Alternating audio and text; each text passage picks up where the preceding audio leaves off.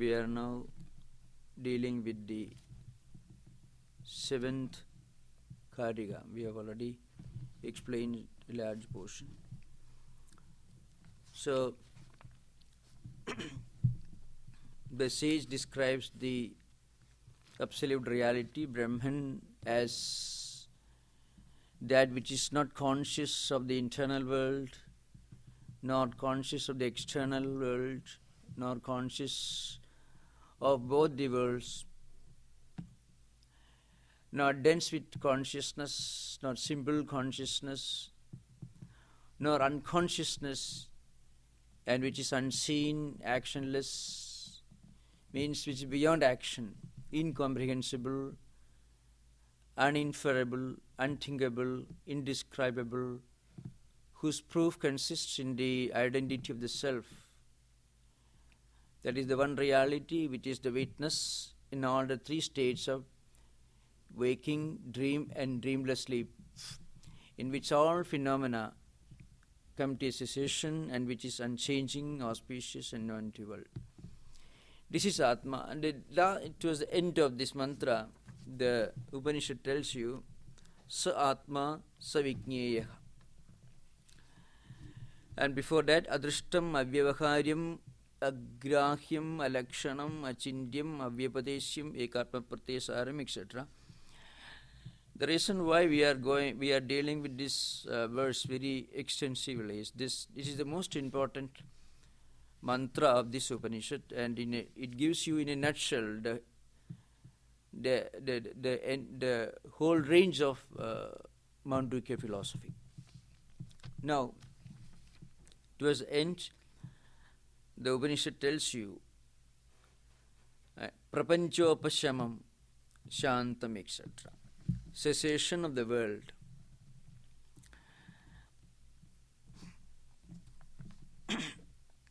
Before going further, there is a small discussion between different schools of thoughts and Vedantin, because that gives you an insight into the real thrust of this philosophy. Here, a rival school asks a question. See, why do you have to give an independent description of the fourth stage? The Upanishad has already explained the first three states, that is, waking, dream and dreamless sleep, or sushupti state. That means Jagrat, Swapna and Sushupti. And also, in that order, Vishwa, Tejasa and Prajna, the witness which experiences all this in the three states. So what is left after describing all the three states is the fourth one. So where is the need to give a separate and independent description of the fourth? What is left out after describing the three states is the fourth stage. So here the rival school projects this objection. Here the Advaita, the essence of Advaita, the one interesting aspect of Advaita philosophy, which is the key to understanding the real thrust of Advaita, is projected. In the works of Shankaracharya, as I shall explain in brief and then go back to the subject. Shankaracharya wants to establish Advaita philosophy through these bhashyas. He could have very easily given a very exhaustive, elaborate description of his thesis, as done in other schools, Critique of Pure Reason, many of the fundamental books of Western thought, in the works of Hegel, Leibniz, Spinoza. You find even the British empiricist phenomenologists like Hume, Locke, even utilitarians like J.S. Mill or Jeremy Bentham. You find their philosophy is explained, that's all. So where is the need to counter the rival schools of thought? Any student of Vedanta who tries to read the original works of Shankaracharya, or even those who try to read the translations. In fact, they have, after coming here, many put this question: why should Shankara bother about the views of rival schools? There are many reasons. One important reason is the bhashyas or commentaries were written in 8th century. And that was a crucial age in the history of Indian philosophy and culture. Perhaps one of the most sensitive periods in the history of the culture and philosophical evolution of Vedanta. Any number of innumerable systems of philosophy had arisen, and they all try to refute the basic principles of theism. They try to establish that there is no God, there is no need for morality like the Charvakas, Indian materialists. And then they try to emphasize the duality of existence, like Sankhyas and Mimamsakas, who stress the ritualistic aspects. And the Buddhist systems of thought, which I referred to maybe in last lecture, the two idealist schools of Buddhism, namely subjective idealism, that is Vijnanavada of Asanga, Dignaga and others, and Shunyavada, that is the theory of voidness, that's how it is known nowadays in America, theory of emptiness, doctrine of emptiness, that is Shunyavada. And also the two schools of realism, Sautrantika and Vaibhashika. They all try to establish that there is no Atman, Anatmavada. It's called Anattavada in Pali or Prakrit. It is Anatmavada. There is no Atman, there is no self. So this was the philosophical climate of 8th century AD. And about 150 years before Shankaracharya, Gaudapada wrote this karika as a commentary on Mandukya Upanishad. But that doesn't seriously establish a superstructure of Advaita philosophy. Gaudapada just expounds some of the fundamental conclusions, not elaborate principles, but conclusions of Advaita. Ajadavada, which Gaudapada deals with in Mandukya Karika, which we may deal with later. That means there is no creation at all. The doctrine of non-creation, that is Gaudapada's theory, which he expounds in the Karika. That gives you the conclusion of Advaita philosophy. How Advaita looks like if you look at it from the top of the terrace. But how an ordinary seeker, student of philosophy, can enter this field step by step. That aspect was not taken seriously by Gaudapada. So, 150 years after Gaudapada wrote this Karika, Shankara was born. So, during his time, he had to travel all over India 4 times. And that was an age. Almost you can, you can say that whole country was full of different schools of thoughts. You will get an idea of what a volatile age it was if I tell you there are no less than 34 schools mentioned in Gaudapada Karika. And there are no less than 9 schools of creation mentioned in Gaudapada's Karika. 34 schools of thought mean 34 concepts of absolute reality are mentioned.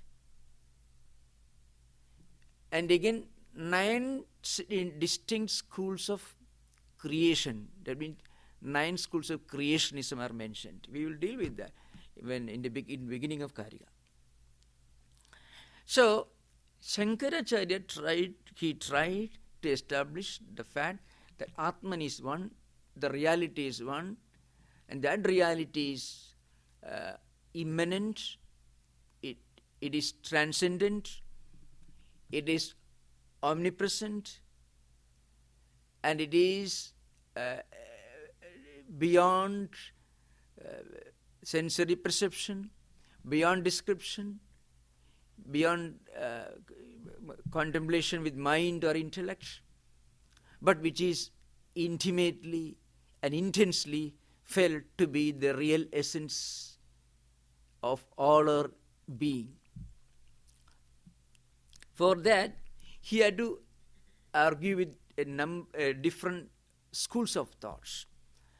So most of the arguments which they projected forward during the debates are projected in the Bhashya, and also some of the possible objections which rival schools are likely to ask are also projected, and how Advaita responded to those objections is also clearly shown. This is the background. Now, just to bring out one fundamental principles of Advaita, here an objection is put in the mouth of a rival school. I won't read the Bhashya as such, but just to give an idea, here and there I may read, not every day, but sometimes. Nanu atmanaka chadushpatum pradiknyaya padatraya kathanenaiva chadurthasya antapragnyatyadibhyo anyatve siddhi na antapragnamityadi pradishedho na anarthaka. Means the objection is simple. See, you are trying to explain that this Atman is one, this Atman is endowed with 4 quarters. Now you already explained 3 quarters. 4th one actually becomes well established. You can say that what is left out is the 4th. So where is the need to tell that this reality is not, it is not conscious of the internal self, nantaprajnam, not conscious of the external. It is neither the witness of the external phenomena or the waking state, or the inner phenomena, the subtle phenomena in dream state. And it is avyapadesyam, adhishtam, and so, or you are explaining all this using so many negative terms. What's the use of all this? If you say Atman is endowed with 4 quarters. 3 we have already explained. 4th one is what is left to be explained. That's enough. Then why do you say this 4th one cannot be explained? It is nantaprajnam, na bhishprajnam, na ubhayadaprajnam, avyapadesyam, adrishtam, and so on. And you say it can only be explained by explaining what it is not, because it is beyond words. So where is the need of all this? This is a rival school. Now the answer is simple. Shankaracharya already established earlier that when you make the statement that Atman consists of 4 quarters, it is not like the four feet of a cow. 4 feet of the 1, 2, 3, 4, first, second, third, and fourth. It's not like that. It is rather like the 4 quarters of a, let us say, karshapanam is the word mentioned in the Bhashya. Well, if for imagination's sake you think that $1 can have 4 quarters, perhaps it doesn't have, but you have to think of that to understand the philosophy. Or let us say in India, 1 rupee it is called a coin, $1, whatever you call it. There are 4 quarters, 25%, 1/4, 50%, half of it, 75%, 3/4 of it. Each has got coins. In fact, they had those coins till recent times, because now it's over. Now, 1/4 is not different from 1 1/2, because 1/4 is already involved in half. And 1/4 and half are both involved, both are already included in 3/4. And 1/4, half, and 3/4, they're all included in 1. So, similarly, Atman is Turiya or Atman is explained as having 4 quarters, just as a dollar having 4 quarters or a rupee having 4 quarters. 1/4 is already included in half, and both are included in 3/4, and all the 3 are included in 1. Similarly, this Atman is present in waking state, in dream state, and also deep sleep state. And again, dream and waking state are both included in deep sleep state, because in deep sleep state there is complete non-comprehension, and non-comprehension is the cause of misapprehension or false apprehension, because you don't see that it is a rope, so you mistake it is a snake. So the mistake or misapprehension that it is a snake is caused by non-recognition, when you are not able to recognize that it is a rope. So sushupti or deep sleep is the state of complete concealment, and that leads to false cognition. So all the 3 quarters are included in the 4th. So therefore, just by explaining the 3 quarters, you can't say that 4th is already explained as what is left out. No, it cannot be done like that. Second point is, in spiritual introspection, we are just ruling out, we are just denying, we are just negating all the wrong cognitions, all the superimpositions that we have superimposed upon ourselves. A normal man, you just imagine a normal man thinks that he is a son, a wife, or man doesn't, of course, a human being, like this, an individual, mother, father, happy, unhappy, and so on. This is what really happens to any normal person. Now, these are all false cognitions. The moment he realizes that he is the Atman, which can never be happy in the relative sense, and therefore he can never be unhappy in the relative sense. You have to remember one point: happiness and unhappiness, these 2 terms are used here. Samsara, sukhi, dukhi, these words you find in the text. I am now unhappy, I am now happy. Here, happiness and unhappiness always indicate mental states which are relative, which are transitory. When you say you are happy, it only means that you are not unhappy, because the state of happiness in the relative sense, the empirical sense, is subject to change. Before happiness, you are unhappy because you did not have happiness. And after happiness, you will be unhappy because you lose your happiness. So everything is relative. It's just like 2 sides of the same coin. You can't have a coin with only one side. You can't have happiness, perfect happiness, in this relative empirical world. Then there we can have a real happiness, and that happiness goes beyond happiness and unhappiness. That is what Gita calls sukham atyandikam yattat buddhigrahim atindriyam.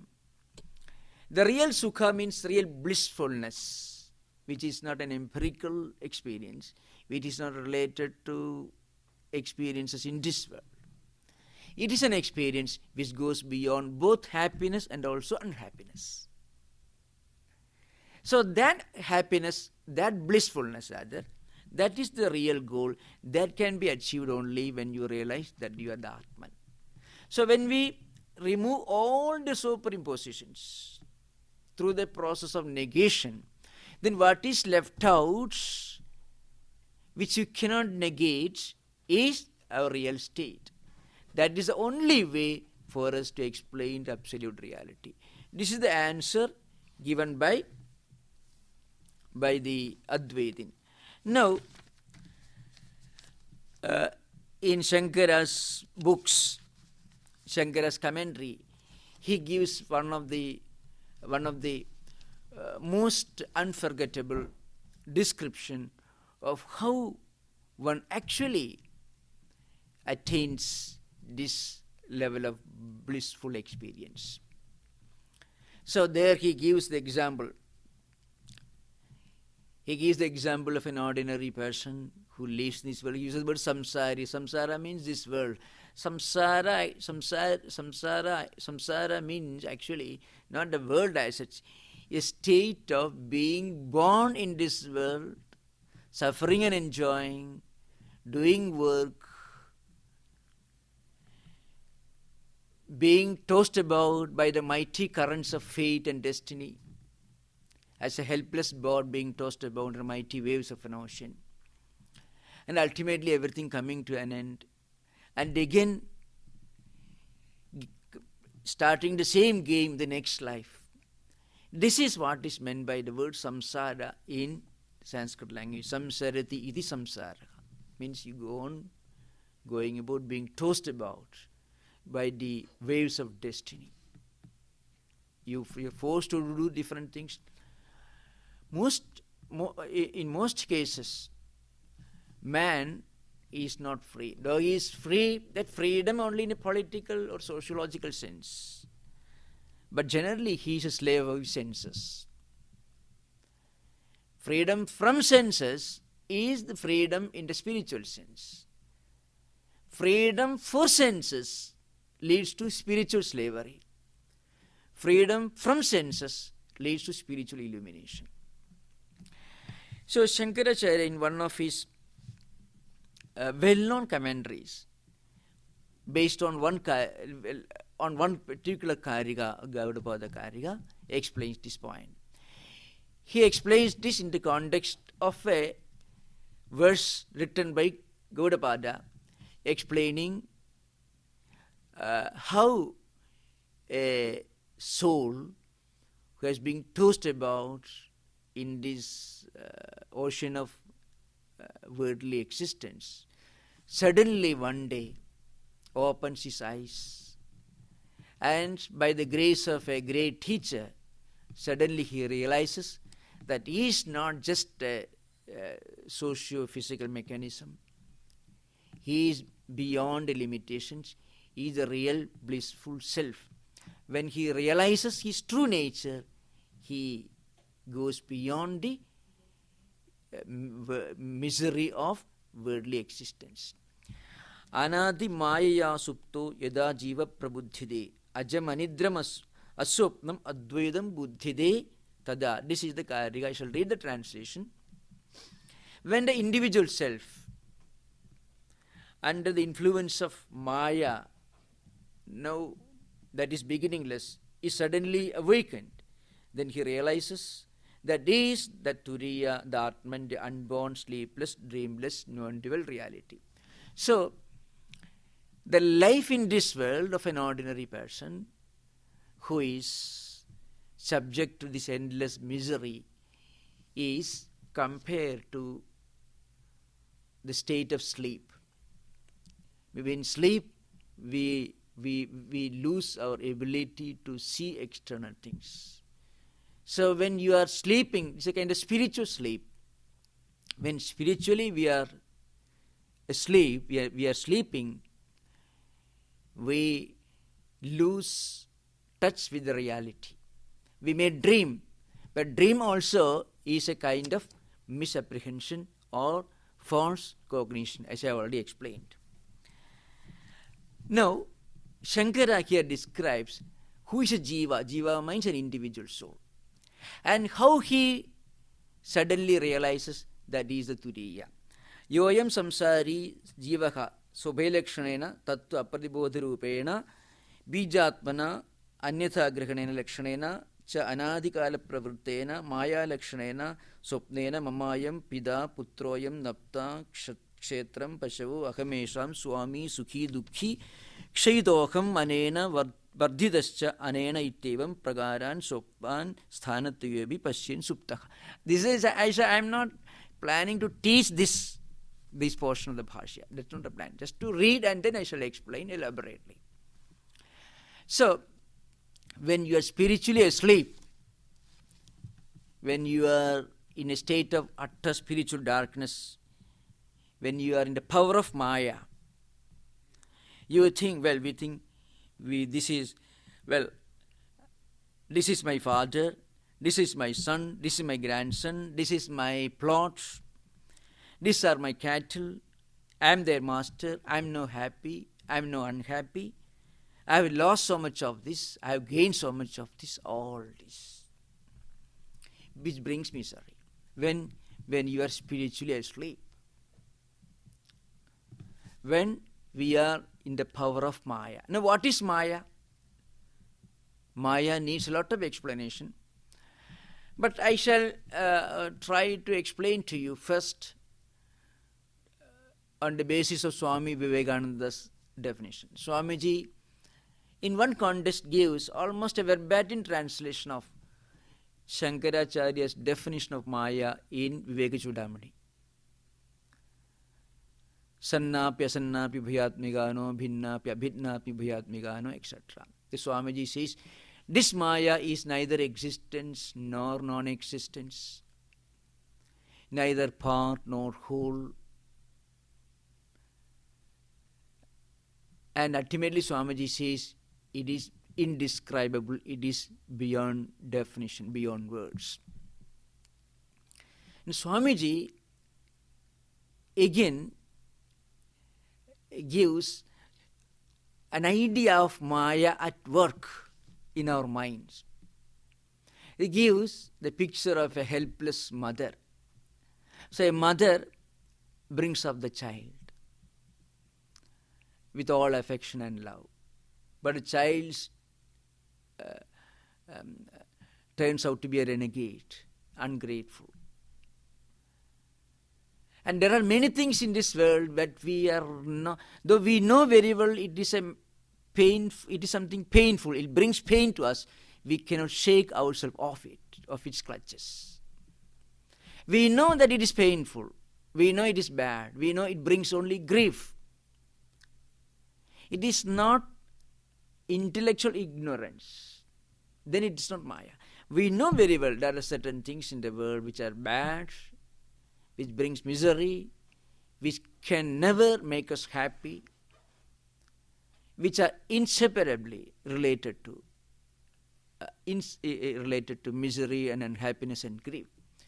Still we cannot shake ourselves off its clutches.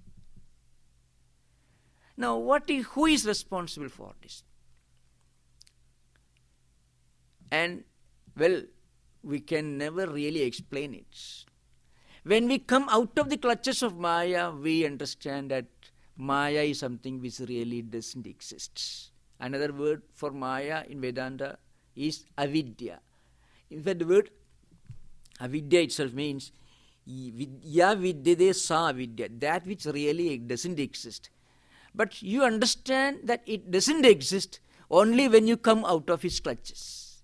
When you are within the power of Maya, we are not able to realize that it is something which actually doesn't exist. So, that's why, the word Maya is sometimes explained in Vedanta in a very technical sense by Orthodox scholars. There are two words, Ma and Ya. Ma actually in Sanskrit indicates negation. Ma vada, ma gachadu, you don't go there, you don't speak, and so on. So ma indicates, when it used with lot, one particular lakara, one particular, it means don't do that. You are denying permission to a man, you don't go there. Ma gachadu, don't go there, like that. Then sa is actually a pronoun. So sa baliga, that girl, sastri, that lady, sa nadi, that river, and so on. So this is a feminine gender pronoun.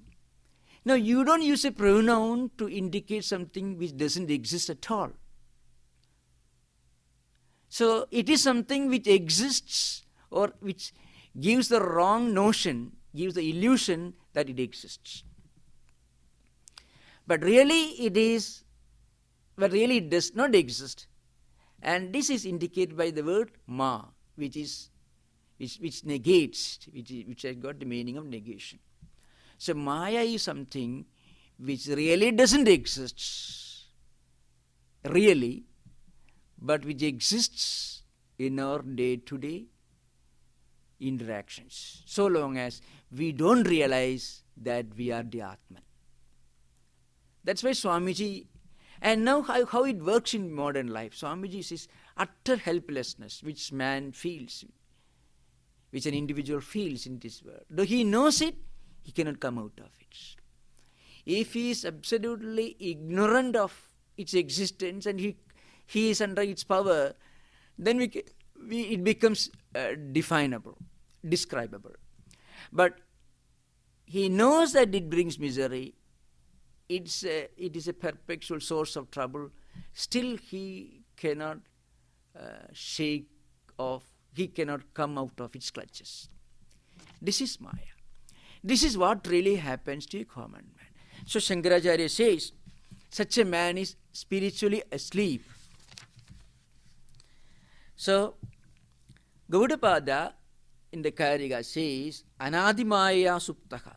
This Maya is Anadi. Anadi actually means beginningless. Now anything which is beginningless ought to be endless. This is the logic. But Vedanta doesn't agree with that. Vedanta says Maya is something which is beginningless. But it is not endless. The moment you realize that you are the real Atman, the blissful Atman, Maya ceases to exist. Then suddenly you realize Maya is something which actually did not exist. But you understand, you realize that it does not exist only when you come out of its clutches. So it is Anadi. So Vedantis call it Maya is Anadi, but not Ananta, it is Santa. Why? Because the moment you realize the supreme truth, Maya comes to an end. So it just got an end. It ceases to exist when you realize the supreme truth, but it is beginningless. What is the meaning of beginninglessness here? The idea is this. Again, you have to take up the analogy of the Jew, I mean the rope and the snake. Sometimes I have to repeat because there are new students in every session. We will understand. You think of a room which is not well neat, which is in semi-darkness. There is an object lying in the room. Actually, it is a piece of rope. Suppose there are 4 people or 400 people watching these objects, because it is not clearly visible, but there is just enough light to tell you that there is something which is lying on the floor. 4 people have got 4 different views with regard to what the object is. One man thinks, A thinks it is a snake. It resembles the position, shape of a snake. B thinks it is a stick, a curved type of stick. C thinks that it is a crack on the floor. And D, the 4th one, thinks that it is a thin stream of light. Now, when the light is brought, all the 4 persons come to realize that it is a piece of rope. Now, if you ask the question, where did the snake go? The answer is snake did not go anywhere, because snake, to begin with, did not exist there.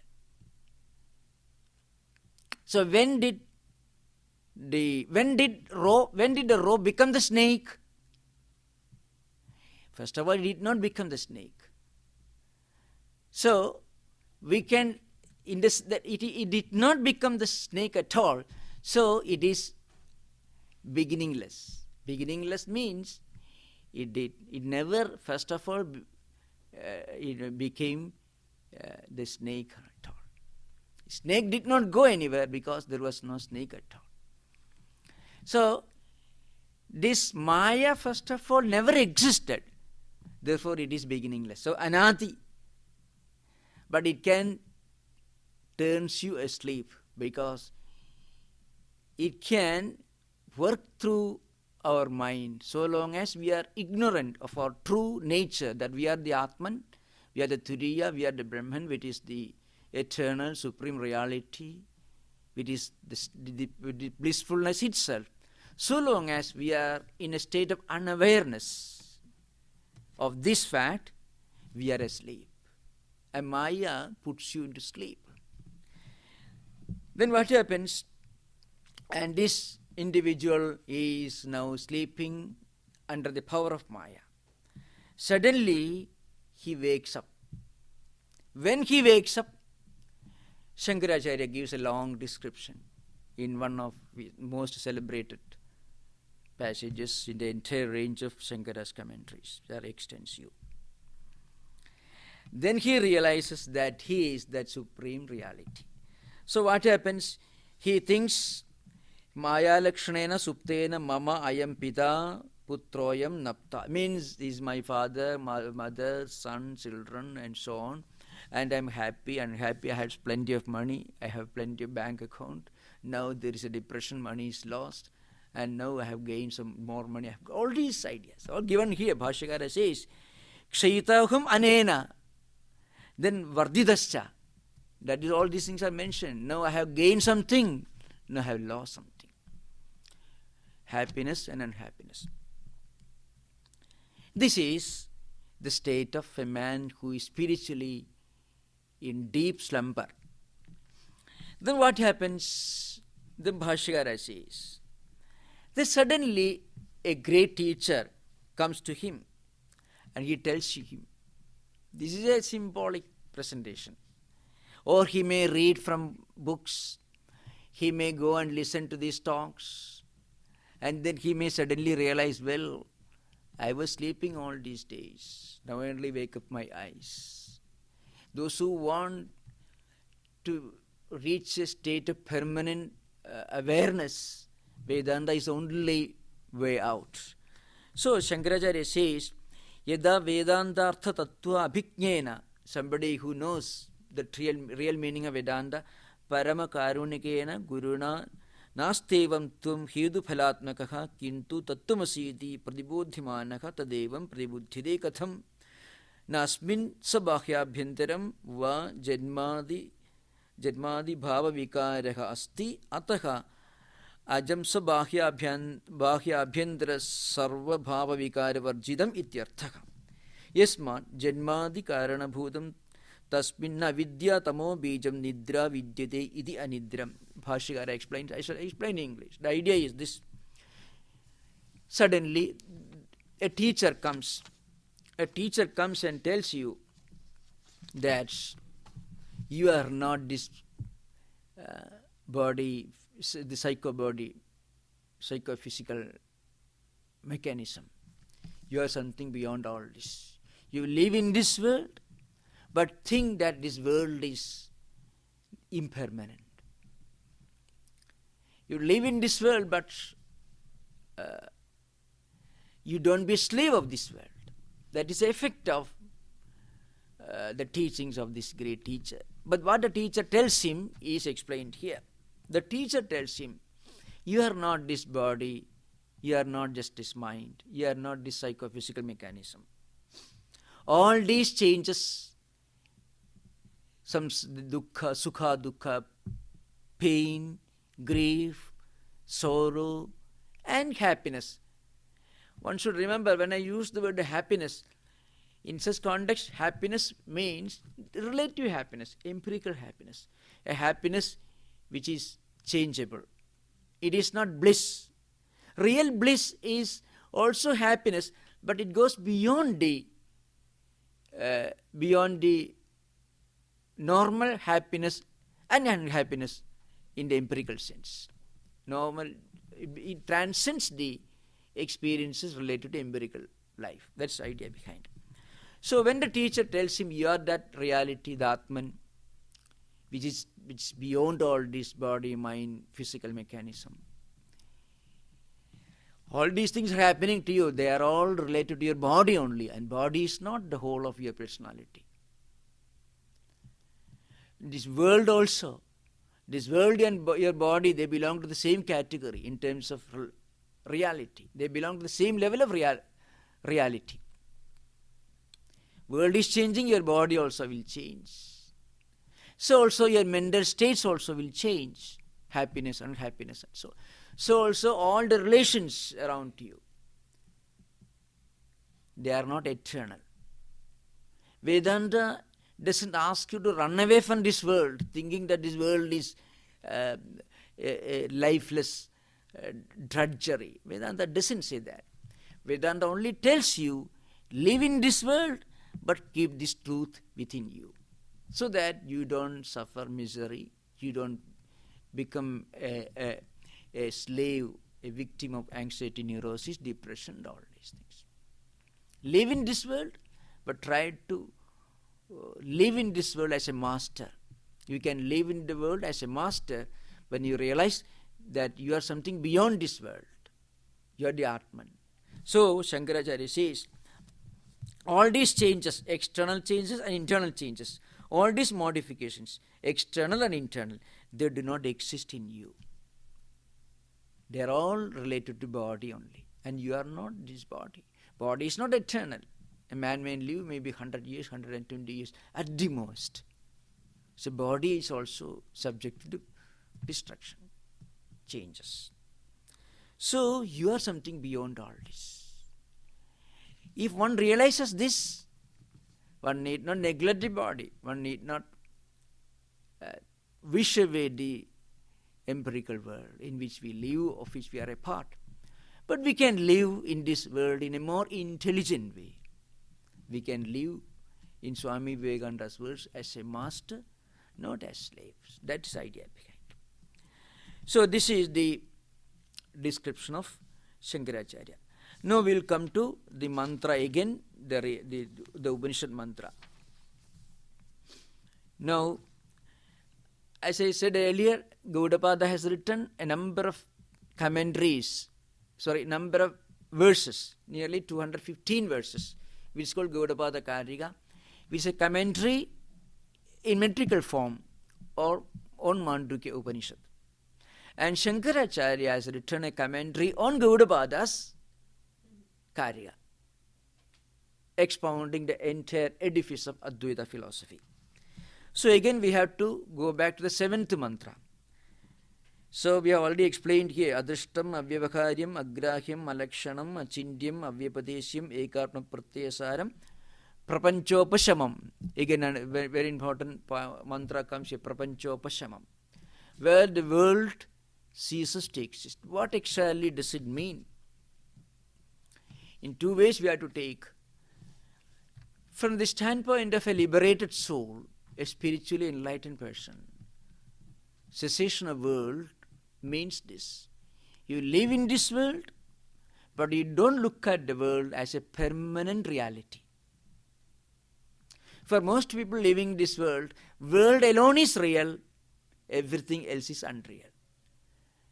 So instead of Brahma Satyam Jagad Mithya, which is a dictum of Vedantins, normally we think Brahma Mithya and Jagat Satyam. Because those who look upon the world as the supreme reality, everything else, anything transcendental, would be unreal. So, an enlightened man, a spiritually elevated person, lives in this world, does all his duties and responsibilities, but so far as he is concerned, this world, this empirical world, is no more the eternal, permanent reality. It is only a relative entity which comes and goes, subject to change, subject to destruction. It is going on changing. So nothing in this world can be permanent. The idea that these things are impermanent will help us to develop a higher idea of detachment to the world. Normally, attachment is caused by identification. This is mine, this I want. Though intellectually we know that everything in this world is subject to change, still when we pursue, when we strive for physical enjoyments, we act as if those things are permanent. And because we think these things are permanent, we want to achieve them, we want to acquire them. And This leads to misery, unhappiness, grief, sorrow, and so on. Therefore, live in this world, but remember this world is not eternal. It is a changing relative entity. This is the standpoint of a liberated, enlightened person. From a purely metaphysical point of view, there is an interpretation. That's what I'm going to read now. Prapancho yedi vidyeda nivartedana samseyaka maya matramidam dvidam advidam paramarthadaka. The idea is this, Here, prapanchopashamam. When you realize the supreme truth, Turiya, the world ceases to exist, is mentioned. What do you mean by this? Does the world cease to exist? Suppose the world does not cease to exist, then can you never attain the supreme reality? Prapancha nivritya ched pradibudhyade anivritte prapanche katham advaidam iti uchyate. If suppose the world doesn't cease to exist, the world continues to exist, in that case you cannot have Advaitic realization. Very natural question.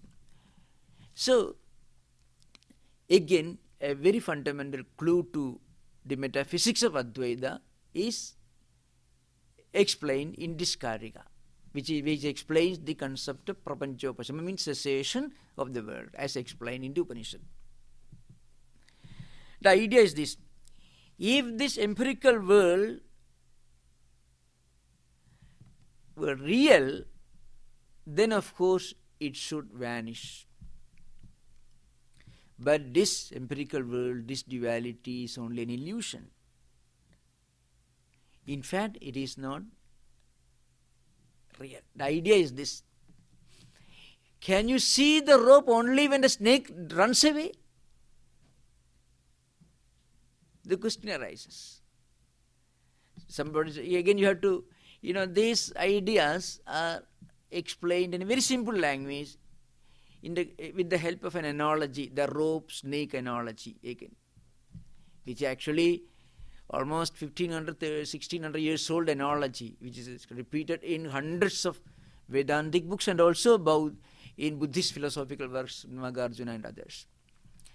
So the question arises, it makes everything very simple.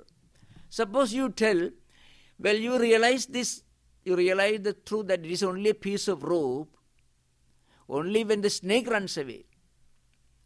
Suppose the snake doesn't go away, then you don't realize that this is the rope. The fact is, if the snake actually existed, it has to go away. Then only you will understand it is a piece of rope. But because the snake never existed, it doesn't have to run away. What you mistook to be the snake is now understood and recognized as rope. The same applies in Vedanta. When we look at the world, the oceans, the mountains, the rivers, all this, any student of geology would tell you, any student who knows the basics of modern science will tell you the world that we live in was not like this throughout. It is subject to change, and what is subject to change cannot be eternal. Now, look at this world, and then you understand the world in its true nature is one reality. You just remove from your mind the idea of names and forms, the manifoldness, the idea of plurality. Then if you look at the world is non-different from Brahman. That is the idea behind. So Vedantins say, Nam Rupa Drishtya Mithya Surupa Drishtya Satyam.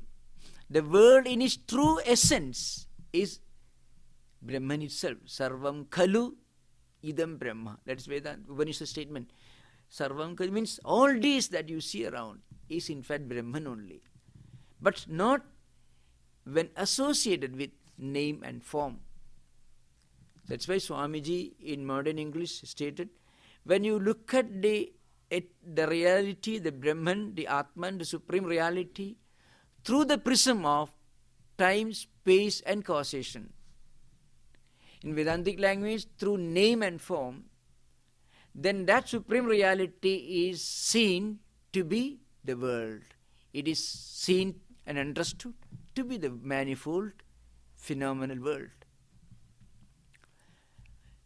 When you look at this world without the aid of time, space and causation, the world itself is seen to be Brahman. That is the clue to Vedantic philosophy. So that's why Gaudapada says, you don't have to remove this world. You don't have to run away from this world. You just change the way you look at this world. The moment you change the way you look at this world, then the world is understood to be what in reality it is. That is Brahman. That's why Swamiji said, when look at it through the glasses of time, space and causation, name and form, Brahman is seen to be this manifold world.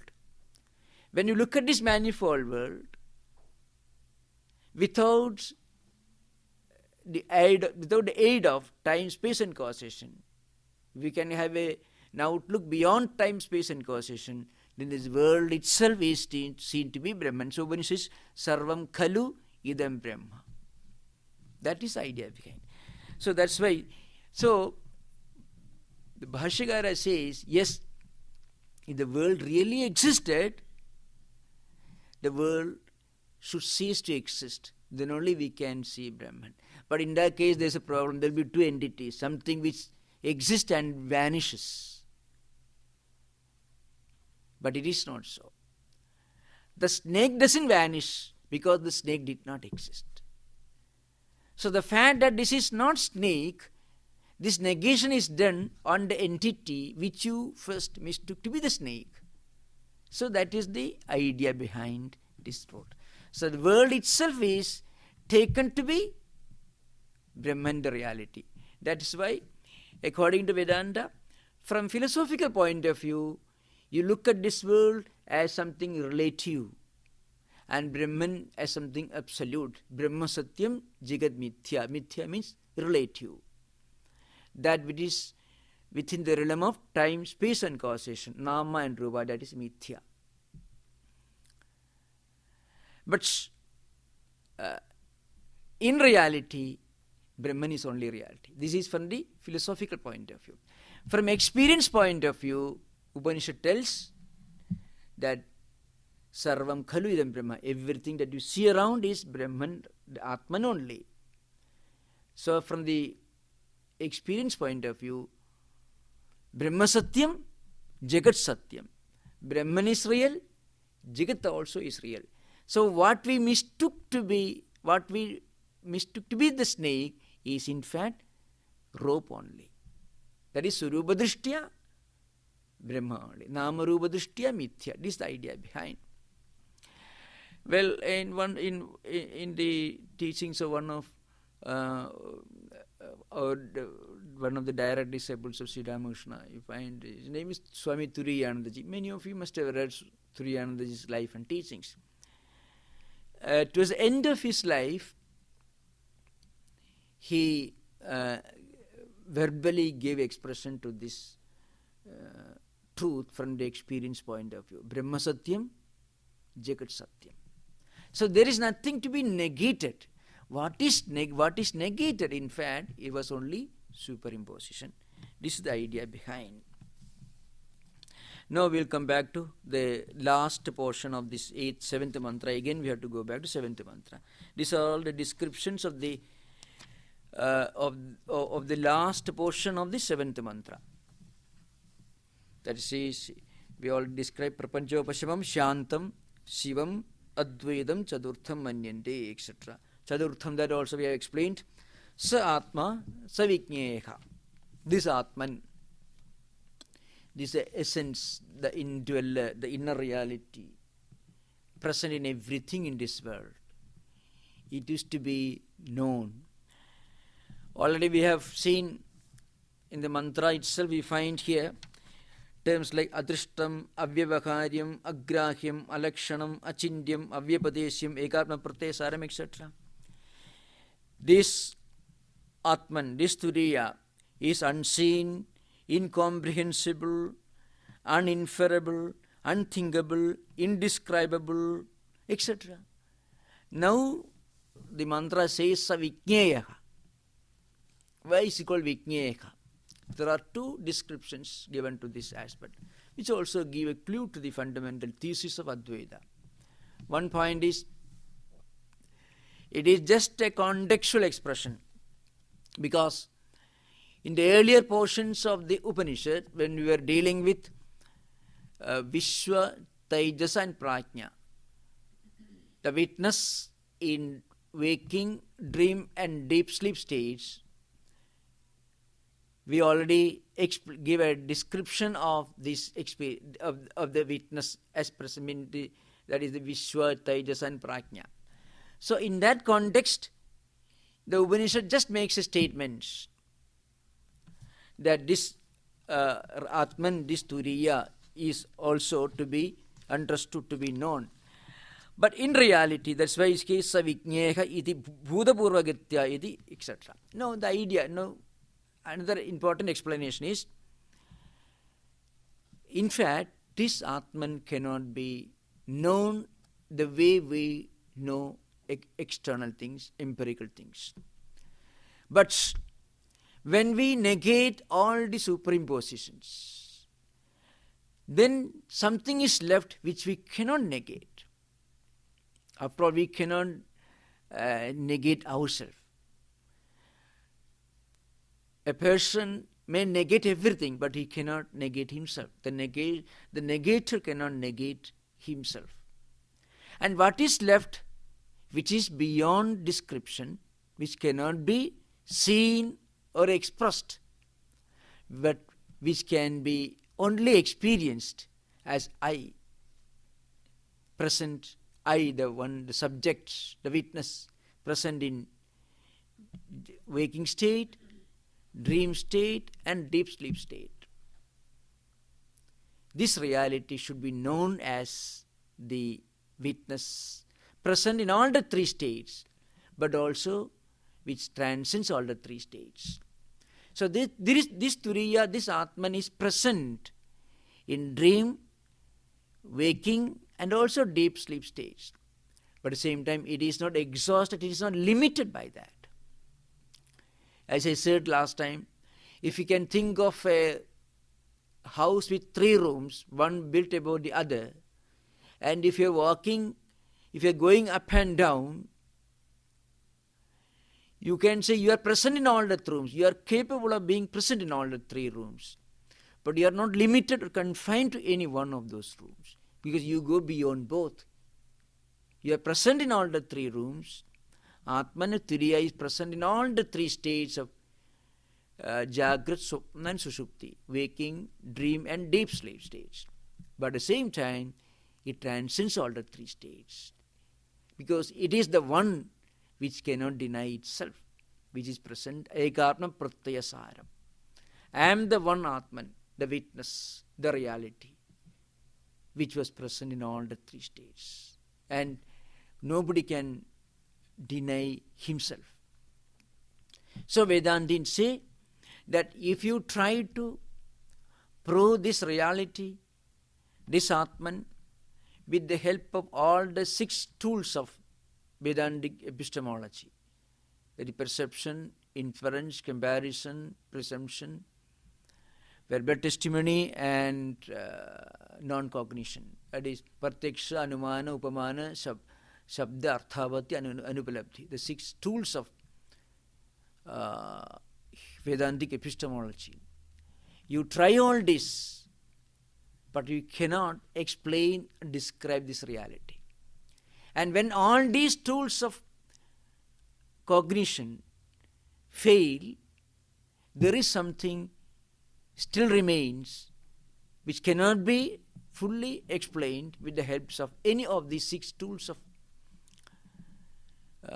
perception, epistemology, theory of knowledge. Then there is something that is called Sarva Pramana Avadhi means that what is the limit of all tools of knowledge. Words cannot explain, scriptures cannot explain, perception, it cannot be perceived, it cannot be inferred, it cannot be understood through comparison, and it cannot be understood through arthapati, presumption. You cannot say it doesn't exist. I can't say I don't exist. Anupalabdhi also cannot explain its presence. But all these pramanas ultimately tell you that the reality is beyond me, beyond them. When you reach a point where all the tools of knowledge fail to fully to understand the reality, but the presence of the reality is deeply felt. Even the one who is trying to explain the reality with these tools is the reality itself. So ultimately, when we reach a point, you make your inquiry in the external world or everywhere, internal world, in our own mind, ultimately the inquiry ceases to exist, but still the reality is felt within, and that is the Atman. In the ancient Rigvedic Samhita, there is a famous sukta which many of you Sangachadhvam, Samvadadhvam, etc. There also, it comes here. And still more forcefully, it is expressed in a still more famous hymn. It is called Nasadiya Sukta. Sometimes called Srishti Sukta, or the hymn of creation. Nasadasi, no Sudasi, Dadadi. See, Sato Bendhum Asadi Niravindan Hridi Pradeshya Kavayo Manisha. That explains everything in a nutshell. In this sukta, the Vedic sage says, a saint or sage try to understand, to realize the fundamental cause of creation. He made inquiry everywhere. Then ultimately, he realized that reality to be himself when he turned the inquiry inward. So, the one who makes the inquiry realizes that he himself is the reality which he was trying to inquire. So this is that means savijñeyaka. So one can realize the supreme truth as one's own inner self. It cannot be explained, it can only be experienced. So with this we will conclude today's class. And the 5 minutes we can spend. If you have got anything to ask, you can ask. Otherwise, we will conclude. Om Shanti.